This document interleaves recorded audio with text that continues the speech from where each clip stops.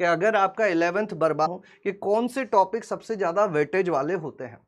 तो मैथ्स के जो टॉप चैप्टर हैं, इसमें से 12वीं के भी मैंने यहाँ लिख दिए हैं ताकि अगले साल का आपका आइडिया रहे। ये 12th का है, ये 12th का है, ये अपने 11th के चैप्टर है, फिर ये 12th का है, ये 12th का है, ये 12th का है, ये अपना 11th का है, ये 12th का है, ये 12th का है। ठीक है, देखो हाईएस्ट वेटेज वाले जो चैप्टर हैं वो 12वीं के हैं। अगर अब भी शुरू कर दोगे तो भी 12वीं में अच्छे से काम कर पाओगे, है ना। 11th के चैप्टर, अब इसमें भी 11th 12th तुम लोग देख सकते हो, इसमें भी लास्ट के जो चैप्टर हैं ये हैं जिनसे सबसे कम सवाल पूछे जाते हैं। एक बार रुक के बहुत अच्छे से इन चीजों को देख लेना। ये हाईएस्ट वेटेज वाले चैप्टर हैं। इन 10 चैप्टर से 50% सवाल पूछे गए थे, इन 10 चैप्टर से 35% सवाल पूछे गए थे, और इन लास्ट 10 चैप्टर से 15% सवाल पूछे गए थे। अब तुम्हें पता करना है कि कौन सा चैप्टर तुम्हारा किस कैटेगरी में है, किसको तुम्हें स्ट्रॉन्ग बनाना है, किसकी थ्योरी पढ़नी है, किसकी प्रैक्टिस करनी है। इसी तरह से ये अपने फिजिक्स के भी हो गए। टॉप 12 चैप्टर जिससे 50% सवाल आते हैं, अगले 11 चैप्टर जिससे 31% सवाल आते हैं, लास्ट 9 चैप्टर जिससे सबसे कम सवाल आते हैं, और ये अपने केमिस्ट्री के हो गए।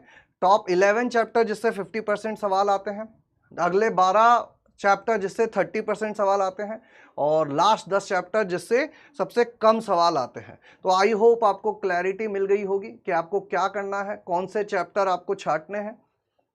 जिनकी थ्योरी और प्रैक्टिस नहीं की है, अगर वो इंपॉर्टेंट है तो इस पे फोकस करो।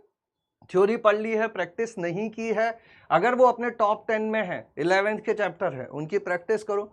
और अगर थ्योरी और प्रैक्टिस दोनों कर ली है फिर तो बहुत अच्छी बात है। तो घबराने की कोई ज़रूरत नहीं है। जो आपकी समस्या है वो लगभग 70-80% बच्चों की समस्या है।